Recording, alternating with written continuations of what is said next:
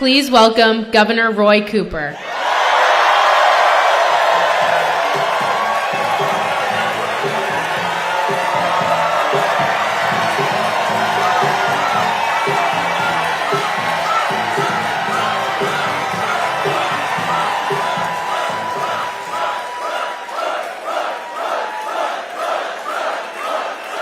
Hello, fellow North Carolinians!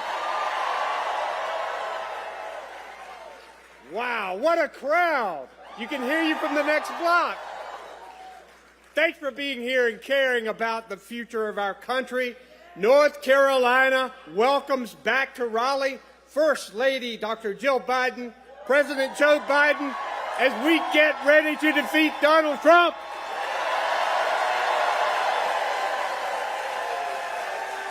Hey, and let's give another big round of applause to the next governor of North Carolina, Josh Stein.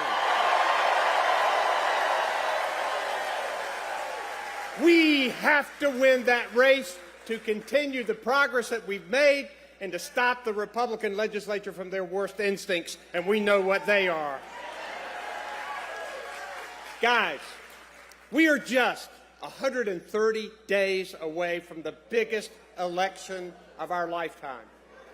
Now, I know that our tensions are high right now, but this election is not just about what kind of president we want to have. This election is about what kind of country we want to be.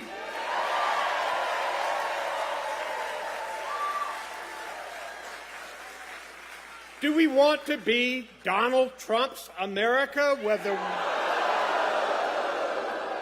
wealthy and get all of the support and the working families get the shaft? No. Do we want to be Donald Trump's America, where the government is nothing more than a tool for revenge and retribution? Do we want to be Donald Trump's America, where the end of Roe v. Wade is a great thing? Politicians police women's bodies and daughters have fewer rights than their mothers. No. Do we want to be Donald Trump's America, where the president is a convicted felon whose lies come too fast even for the fact checkers? Of course we don't. Do we want to be Donald Trump's America, where the president tries to overthrow our democracy and says if he's elected again, he'll be a dictator? No. Guys, 4 years ago, we told Donald Trump, "You're fired."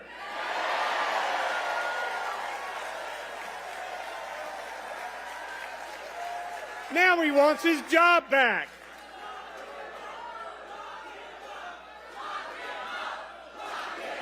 We are not going to let him, because the position is already filled. We know that Donald Trump is an existential threat to our democracy and our nation, and we have to stop him. And look at our alternative here. Joe Biden made a bipartisan infrastructure bill happen when Donald Trump couldn't.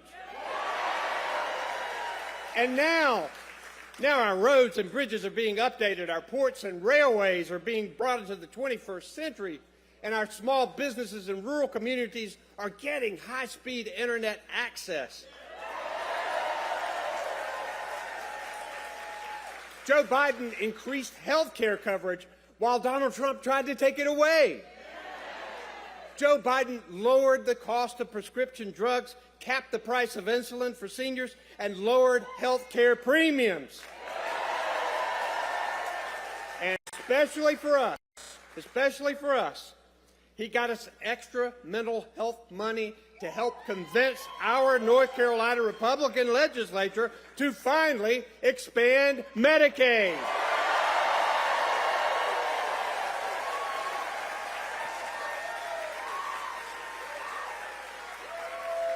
Now we have almost 500,000 North Carolinians with health insurance, and we're headed toward 600,000. I will never forget December the 1st, when Medicaid expansion enrollment began, and I was able to present Penny with her health insurance card. She knew that this would get her the care that she needed. She knew this would help to stop her crushing medical debt from continuing to pile up. This was the moral and right thing for the richest and greatest country in the world to do for her and hundreds of thousands more just like her.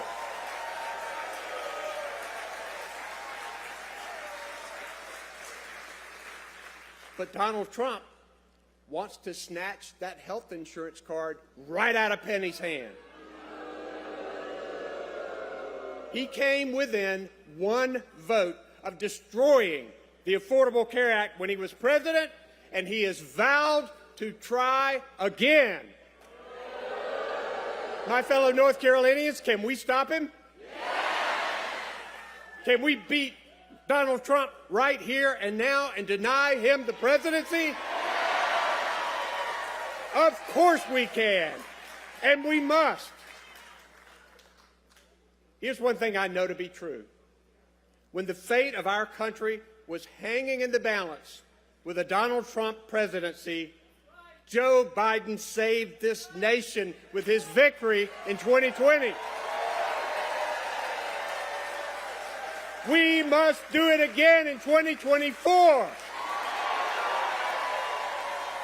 And that's going to take all of us, guys, because if he wins North Carolina, if Joe Biden wins North Carolina, he is President of the United States once again.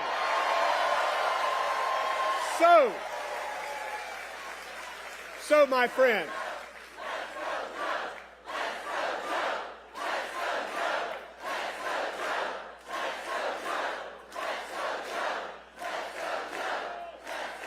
I know he's back there. He's ready for this. All right. These chants are fine, but for the next 130 days, we have to be on the doors. We have to be on the phones. We have to be on social media and on top of our game to stop Donald Trump's dark vision of America and make sure Joe Biden can finish the job that he started.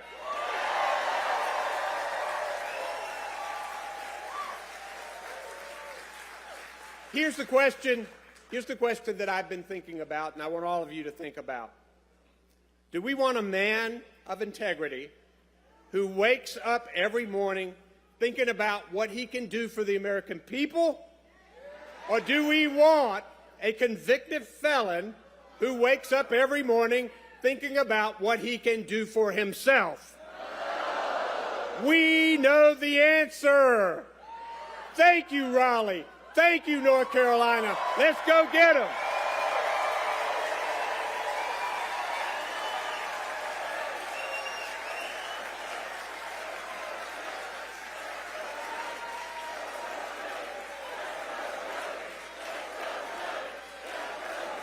It is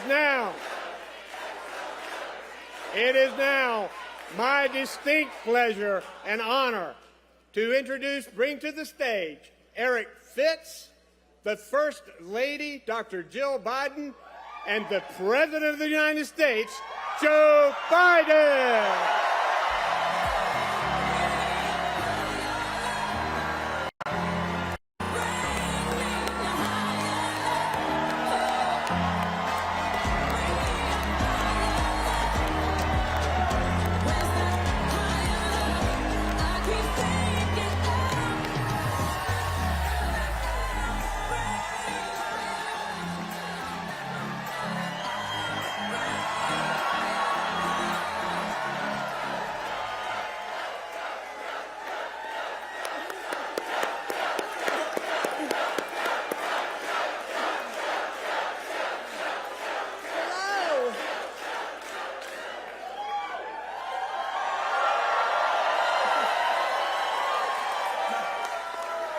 Wow, what a great crowd. Let's hear.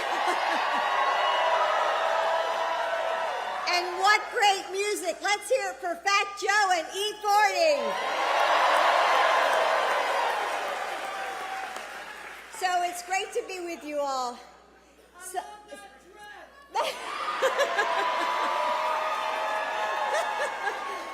some of you may have heard the story that I didn't agree to marry Joe until the 5th time he asked me.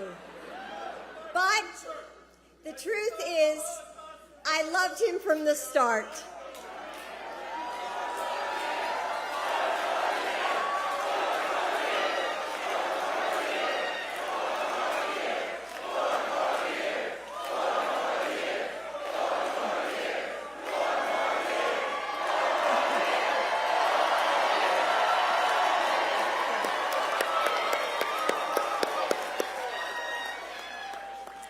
So I'm going to repeat that line because I think it's the most important. I loved him from the start.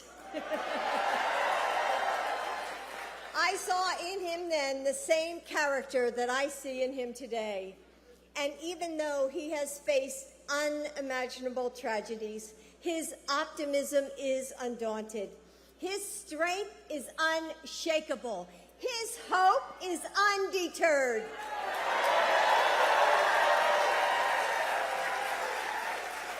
And over the last few years, Joe has helped heal our country, helping us all recover from the chaos of the last administration.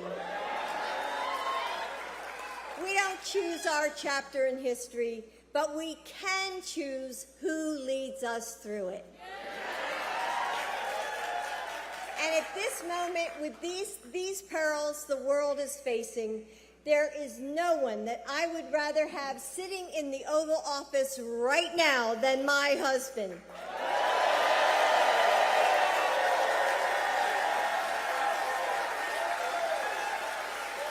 What you saw last night on the debate stage was Joe Biden, a president with integrity and character,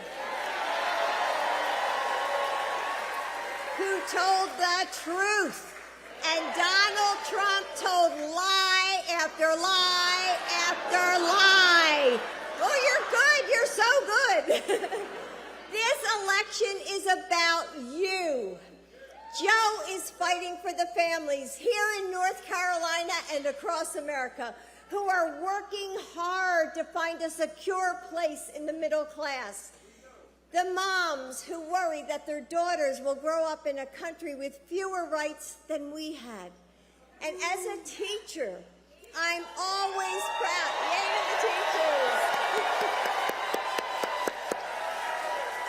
teachers. Love the teachers who are here. I'm always proud of the way that Joe fights for educators, like our next speaker, Eric Fitz. Eric is a former public school principal, and he now works at Wake County Public Schools. Let's be over here. Making sure teachers get the support they need so that students can thrive. Eric, thank you for all that you do for your fellow educators and students, your family, and your community. Ladies and gentlemen, please help me welcome to the stage, Eric Fitz.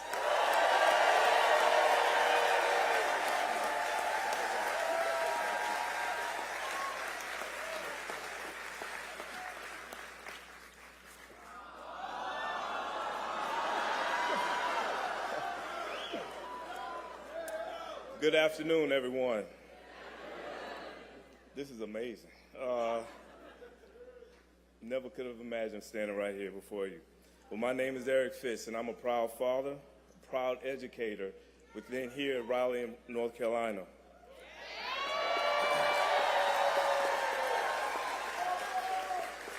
Last night, I watched with pride as President Biden won the debate and put forward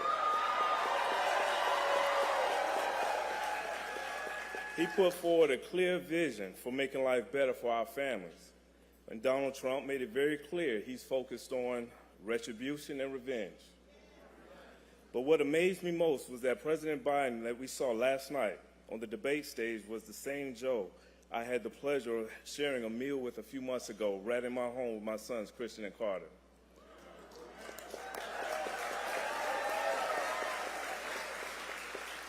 When we sat at my dinner table, I was able to share with him how grateful I was for his leadership and for his compassion.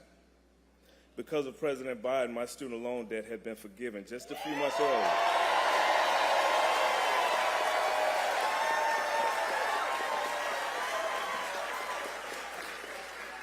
By forgiving the loans, that enabled me to become the educator that I am today. President Biden changed my life for the better and for the lives of my sons. With the debt erased, which I would have been paying on for decades, I'm able to save for my sons' college pursuits. I'm able to invest in their futures and support their dreams. What struck me most about our conversation with President Biden was the way that he listened. He made all of us feel seen, heard, and valued. Afterwards, my sons told me they would never forget hearing the president say to them how proud he was of them.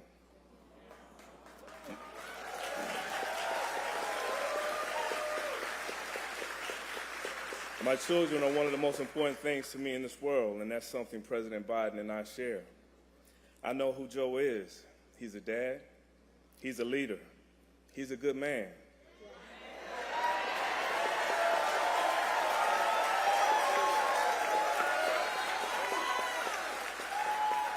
He wakes up every day fighting to make sure that my sons and all of our children have the future that they deserve. I'm proud Joe Biden is our president.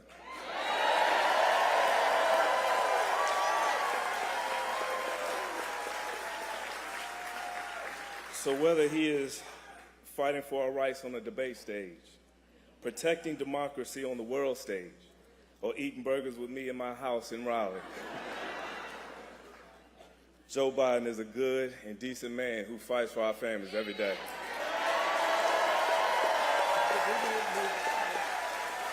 President Biden shows up for everyday North Carolinians, and North Carolina is ready to show up for him in November. We need to send him right back to the White House. So now, please join me in welcoming our guest of honor to the state of North Carolina, the President of the United States, Joe Biden.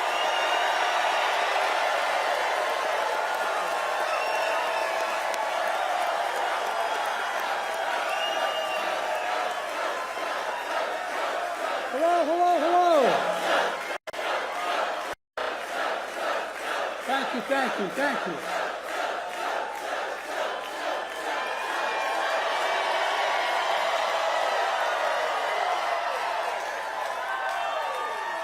Thank you, North Carolina.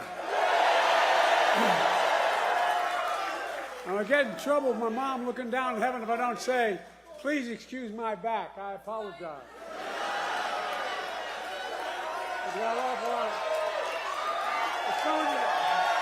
It's good knowing you have my back.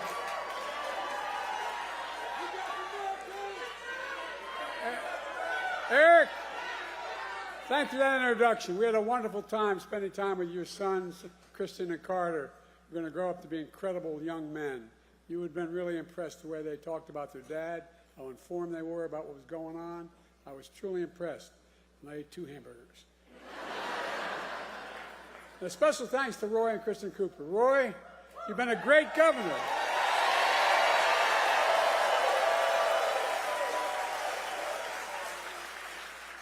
Which makes it all the more important that North Carolina elected a great governor to replace you, Josh Stein.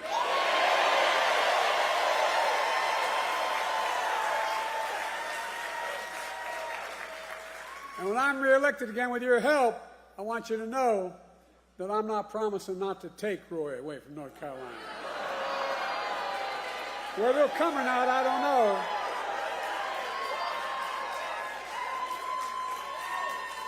And thanks to all the state and local leaders here today, the great musicians and entertainers who performed earlier. Folks, let me tell you why I'm here in North Carolina. I'm here for what?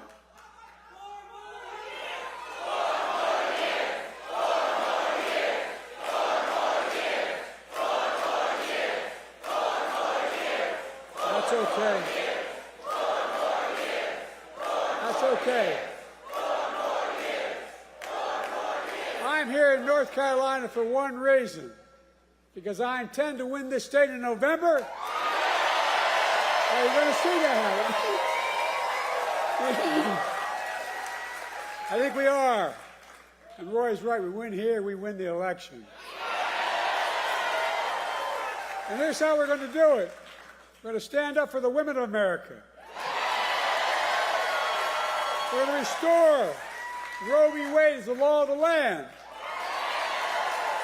We're going to stand up for the right to vote. We're going to stand up for Medicare and Social Security. We're going to fight for child care, paid leave, and elder care. We're going to keep lowering the cost of prescription drugs, not just for seniors, but for every single American. We're going to keep protecting the Affordable Care Act, which is why more than 40 million Americans have health insurance today. They didn't before. We're going to protect our children and get the weapons of war off our streets. We're going to provide clean drinking water, affordable high-speed internet, quality education for every child in America. We're going to secure our border and protect legal immigration.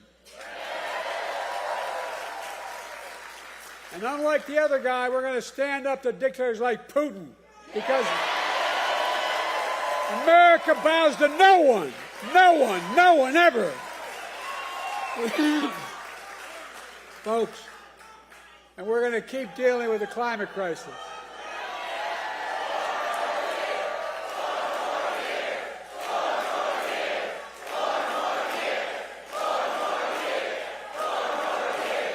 Look,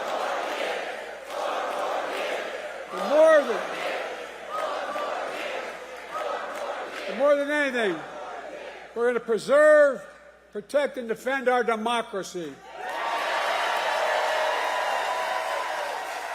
Because more than anything else, that is what is at stake in America this election. Your freedom, your democracy. America itself is at stake. Now, folks, I don't know what you did last night, but I spent 90 minutes on the stage debating a guy who has the morals of an alley cat.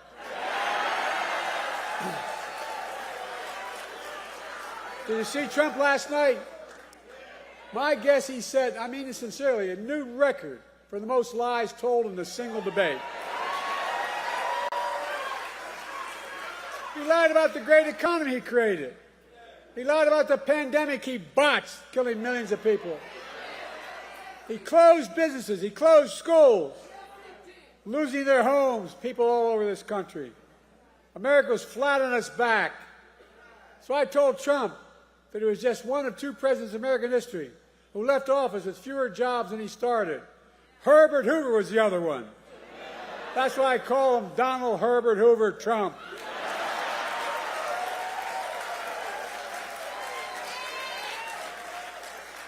And then he lied about how great he was for veterans. But then I told him how he had called a veteran who had given their lives in the country in World War I and refused to go to the grave sites. He called them suckers and losers.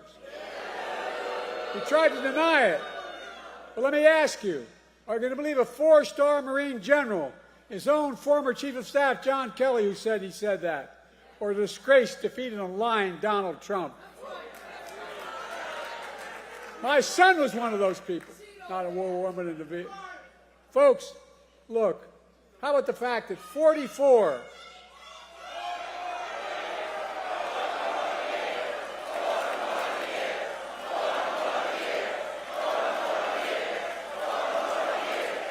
How about the fact, that's okay.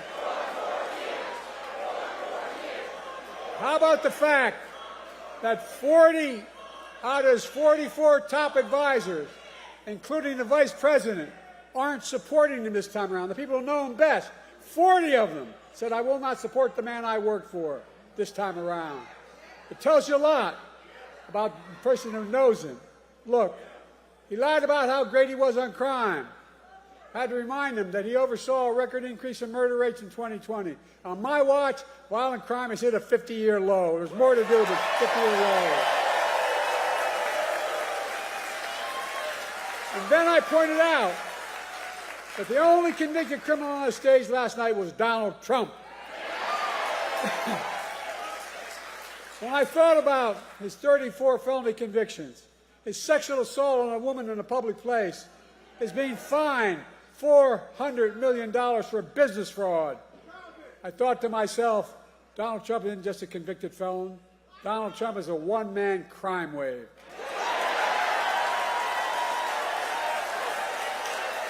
And he's got more trials. He's got more trials coming up. Well, time for that. Look, the thing that bothers me maybe most about him, he has no respect for women or the law. He doesn't. And then, his biggest lie, he lied about how he had nothing to do with the insurrection of January 6th. We all saw with our own eyes. We watched it on television. We saw thousands in his direction attack the Capitol. We saw police being attacked, the Capitol being ransacked, the mob hunting for Speaker Pelosi, gallows literally set up for Mike Pence. And then he told them as he sat in the dining room, the private dining room, one door off my Oval Office. He sat there for 3 hours watching on TV. He did not a single thing to stop it. Nothing. Nothing at all. And now he wants to pardon all those convicted and criminals. But folks, for all his lies, we learned some truths about Donald Trump last night. We learned he's still proud of being the person who killed Roe v. Wade. We learned he's still proud about the pain and cruelties inflicted on America's women. We learned he still believes that politicians, not doctors and women, should make decisions about a woman's health.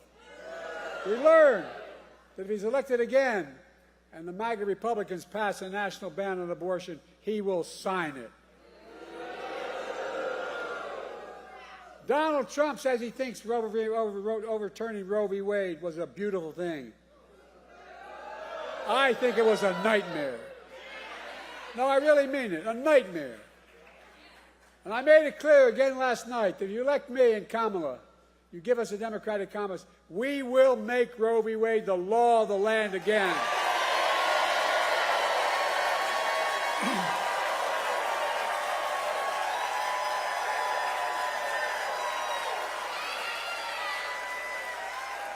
He continued to lie.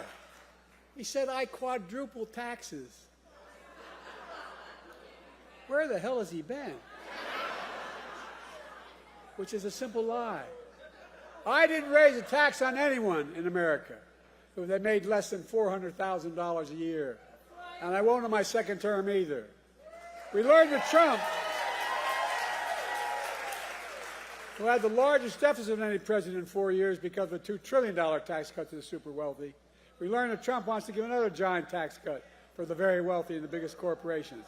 This time, $5 trillion, not a joke, $5 trillion. To pay for it, he's going to cut Medicare and Social Security. He'll cut health care. He'll do it all with millions of working and middle-class Americans all pay for another tax cut for the very wealthy. Then, to add insult to injury, he wants to raise taxes on the average family $2,500 a year. What amounts to a new 10% sales tax on all products imported in America. That's his new plan. For food, coffee, candy bars, and so much more. It's going to raise the taxes on the average family $2,500 a year. And most dangerously, though, we learned that Donald Trump will not respect this year's election outcome. He's still not respecting the last time out. Well, think about it. Every court in Nan ruled that it was a fair election. He's still denying it, still telling lies. 3 times Trump was asked last night by the moderators, would he respect the election results if he lost this time? 3 times he refused to answer. 3 times. Folks, Donald Trump refused to accept the results in 2020. We all saw what happened on January the 6th. It's a direct consequence of that. It was an international embarrassment. By the way, as I go to these international meetings, I know every major world leader, and I literally, because I've been around, as you might have noticed. But they asked me, did he really mean this? Was this real? It caused a constitutional crisis and international embarrassment. Now, Trump is making it clear that if he doesn't win this time, there will be, in his words, bloodshed. No president has ever said anything like that. No president. His words, not mine. We're going to let Donald Trump attack our democracy again? I don't think so. Folks,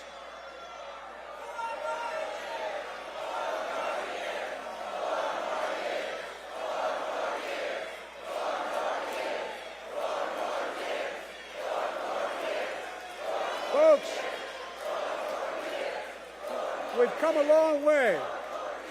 We've come a long way from the mess that Donald Trump left us. We came out of the pandemic. We're a long way from where Donald Trump telling us to inject bleach in our skin, that COVID is not that dangerous. Today, we have the strongest economy in the world without exception. 15 million new jobs. 800,000 manufacturing jobs. Unemployment under 4% for a record 2 years in a row. Historic black and Hispanic unemployment down. Historic creation of small business in black and all communities across the nation, particularly in rural areas. Historic economic growth. Inflation has dropped from 9% to 3% and is still going down. I know we have more to do to get prices down. We have to take on corporate greed. They're making twice the profit they were before the pandemic. We got to make housing more affordable, provide child care, make the tax code fair. 16 Nobel winners of the economic Nobel Prize have looked at my economic plan this week. They've issued a report, and Trump's plan. Here's what they concluded. They said that my plan would continue to grow the economy and bring down inflation. 16 Nobel laureates. And that Trump's plan would send the nation into recession and inflation soaring through the roof. But don't take my word for it. Folks, let me close with this. I know I'm not a young man. State the obvious. Well, I know.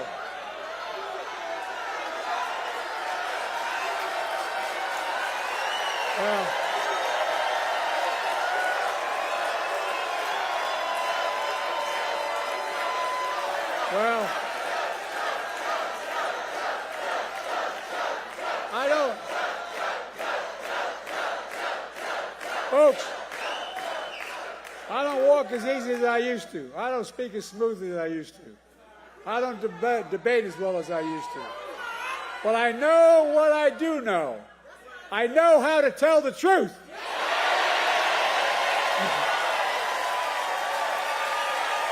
I know right from wrong. And I know how to do this job. I know how to get things done.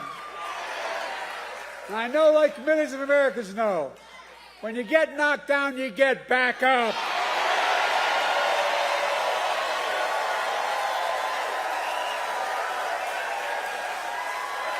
I know what it took to take our economy from the depths of the pandemic to where it is today, the strongest economy in the world.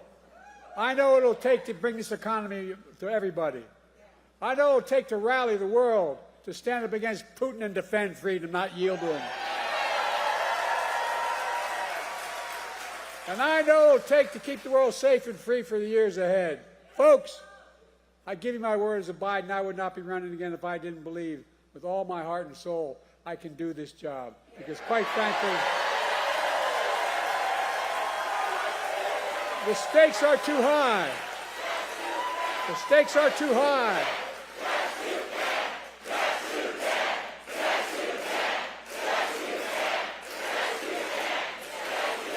Donald Trump is a genuine threat to this nation. He's a threat to our freedom. He's a threat to our democracy. He's literally a threat for everything America stands for. Look, he doesn't understand what I think all of you do. America is the finest and most unique nation in the world. We're the only nation in the world, and I mean this sincerely. It's a fact statement, not a hyperbolic statement. It's fact. We're the only nation in the world built on an idea. All the nations built on ethnicity, geography, and other religion. But we're built on an idea that we're all created equal. We deserve to be treated equally throughout our lives. We've never fully lived up to it. I'll be damned in the year 2024, just 2 years before the 200th anniversary of our Declaration of Independence, that I'll let Donald Trump walk away from it.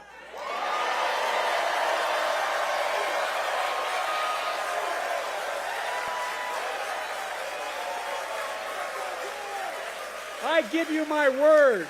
I give you my word as a Biden. We're still a nation. I believe we're still a nation that believes in honesty, in decency, and treating people with respect. I still believe we're a nation that gives everyone a fair shot and leaves nobody behind. We're still a nation that gives hate no safe harbor. And we're still the beacon to the world. We can never give up what makes America, America. Donald Trump is motivated by revenge and retribution. Well, revenge and retribution never built a damn thing.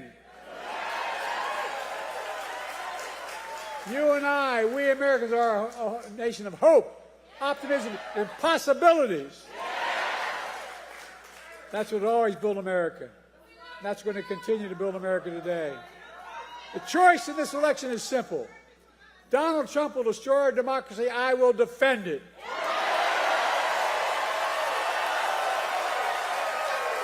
So, folks, are you with me? Donald Trump's the first president I've heard of that stood up there running for president, having been one term, saying America's a failing nation. Where the hell does he think he is? I'm serious. A failing, I don't know, a president wouldn't trade places with America in a heartbeat. He's dead wrong. America's not a losing nation. America's winning. As I stand here today, I can honestly say I've never been more optimistic about America's future in my whole career. We just have to remember who we are. We're the United States of America. And there is nothing beyond our capacity, nothing when we act together. You've got it. So may God bless you all, and may God protect our troops. Let's go get them, North Carolina.